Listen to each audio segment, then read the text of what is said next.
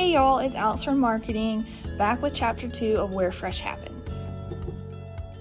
So this month we'll be focusing on irrigation. Irrigation is one of the most important steps in farming because it allows us to control the amount of water a field receives.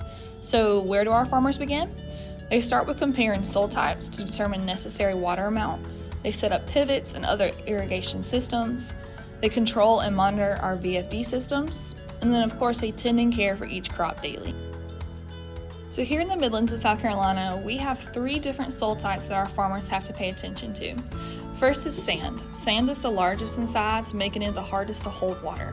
It's great for water drainage, but plants have a hard time absorbing water in this sandy soil. Clay is the smallest in particle size. It's also the densest and heaviest. Its particles are so packed that it's great for water storage, but because it's so packed, it makes it hard for water to drain or for our roots to have space to flourish. Next, we have loamy soil. Loamy is a combination of them all. It's ideal for farming because it retains moisture and nutrients well, and it basically contains all beneficial properties that other soil types have. Now let's talk about what irrigation systems we use. Here on the farm, we utilize 3 different types. Most commonly seen in agriculture is a pivot. A pivot extends many feet and irrigates the field in a circle around a pivot point. Next, we have a traveler.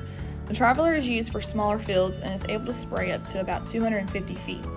And then lastly, we've all seen them, and you probably use them at your house, a sprinkler system.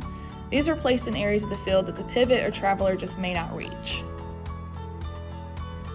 So where do we get our water?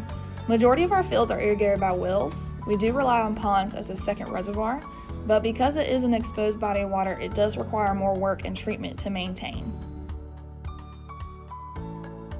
As I mentioned before, a pivot system is one of our irrigation systems utilized here at the farm.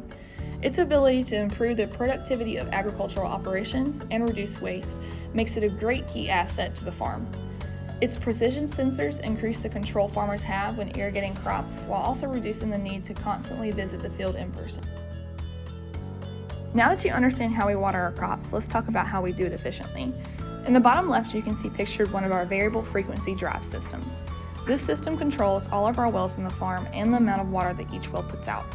The VFD uses radio signal controls and indicator lights to let our farmers know what's going on with the system.